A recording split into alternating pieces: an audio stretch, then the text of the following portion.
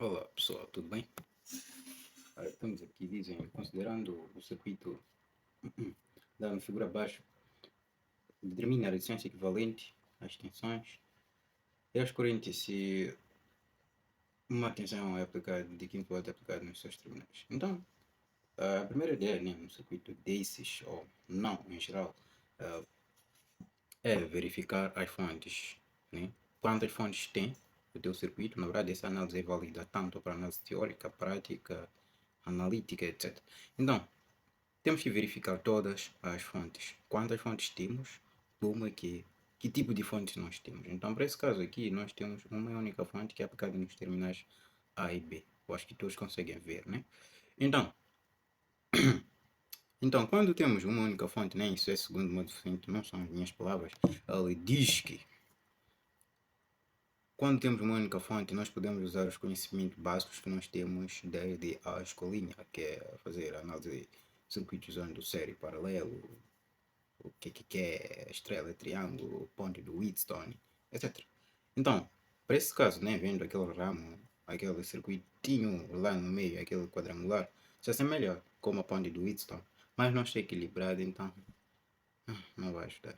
Então, a única coisa que nós podemos pensar agora é ver se está em série ou paralelo, mas não consigo ver nada de série paralelo aqui, então passamos para a estrela triângulo. Então, uma outra dúvida que tem muito estudante, né? Eu vejo estrela, eu vejo triângulo, de coisa eu transformo para outra, então eu digo sempre é melhor transformar de triângulo para estrela e não de estrela para triângulo. Porque quando tu transforma de triângulo, de estrela para triângulo, lá no final para achar os resultados, né, reais, não será tão fácil assim quanto imagina, mas em comparação com estrela para triângulo, então sempre tente transformar, sempre que houver saída, transforme de triângulo para estrela. Estamos quites.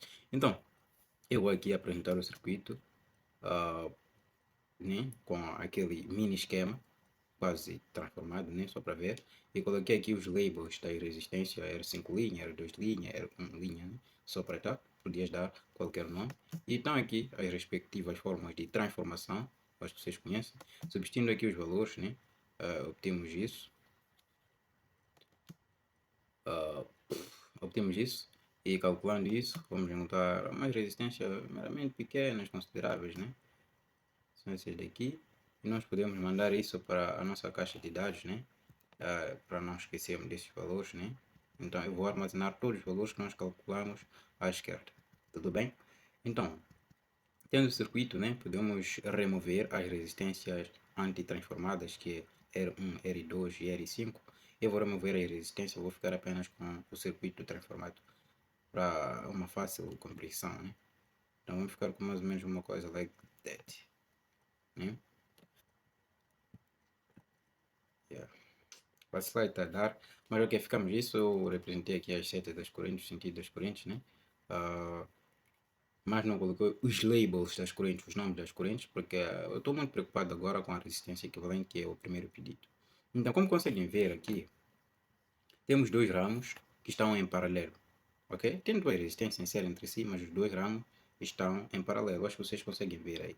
Então, tendo essa observação, conseguimos ver muita coisa, né? Então podemos reduzir esses dois ramos em uma e única resistência.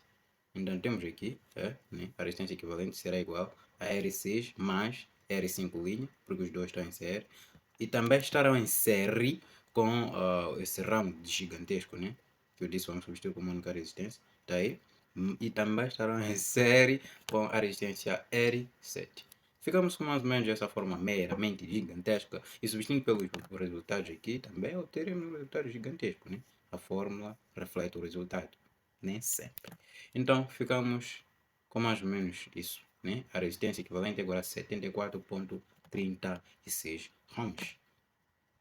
Então passamos para o próximo passo, que é o cálculo das correntes, né? Já achei a resistência equivalente, o próximo pedido são os cálculos das correntes. Então, eu acho melhor, né? Já que tenho a resistência equivalente, já tenho a tensão aplicada nos terminais GB, posso achar a corrente total primeiramente, né? Não me pediram, mas eu posso calcular, né? E essa vai me ajudar a achar as outras correntes. Acho eu. Podias usar uma outra ideia. Então, eu vou aqui, né? Calcular a corrente, né? Total. A fórmula está aqui, substituindo pelos respectivos valores. Vamos ficar com mais ou menos isso. E o resultado meramente pequeno, que até nem parece, 0,20, né? Então, se for a ver, né?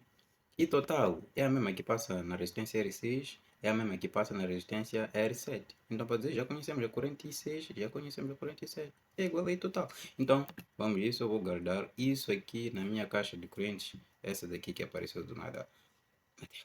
Então, agora vamos para o próximo passo. Eu vou calcular 44. Não sei porque comecei pela 44. 3.14. Eu devia começar com 3, mas que foi uma falha. Também o 4 está no pi, nada mal. Então, usei aqui a 44, usei divisor de corrente para achar a corrente. Né? Podia usar uma outra forma, né? Tanta forma. Mas eu optei por divisor de corrente, né? Para calcular 44, que será igual aí total, vezes o ramo oposto, a resistência do ramo oposto, dividido pela soma de resistência. E substituindo aqui pelos valores, né? Vamos ter isso e a corrente, né, será igual a 0,085 ampere, né? Esse daqui. Então vamos levar esse valor também, lançar lá na nossa caixinha, né? E vamos para o próximo passo, que é o cálculo da corrente que falta no circuito transformado, que é a 43. Então a 43, usando a lei de Kirchhoff das correntes, vamos obter aqui, usando I total, depois subtraindo com I4, né? Por a lógica, e vamos obter aqui, substituindo pelos respectivos valores, né? Vamos obter esse valor também significante, né? Que é 0,115 ampere. Então vamos mandar esse valor também para lá, na nossa caixinha, e voltamos aqui a pensar. Tudo bem. Consegue ver? Já achamos as correntes do circuito transformado. E as outras correntes que pretendemos deixar não estão no circuito transformado, só estão no circuito real. Né? Essas daqui, destacadas, que é a corrente 1 e 2 e 5. Né? Então, qual é a ideia? A ideia principal que você deve ter, né? No circuito principal, o nó Pi, C, D está também no circuito transformado, que é Pi, C, D. Ou seja, sempre que for a transformar estrela para triângulo, triângulo para estrela, os terminais sempre terão os mesmos potenciais. Então eu posso achar a diferença de potencial entre os terminais, porque depois eu sei, no circuito transformado, e a essa mesma diferença de potencial que eu vou achar aqui será a mesma no circuito real, né? Porque os pontos são os mesmos, por a lógica. Então vamos aqui, eu vou, né, a ideia principal, né? As palavras que eu vou dizer agora são puramente minhas, para inventar agora. Temos aqui, eu vou criar uns mini circuitos no circuito transformado, esses daqui, esses três. Por que eu digo mini circuito? Um circuito sempre em funcionamento, ou que está em funcionamento, deve estar sempre fechado, né? Um circuito em funcionamento está sempre fechado.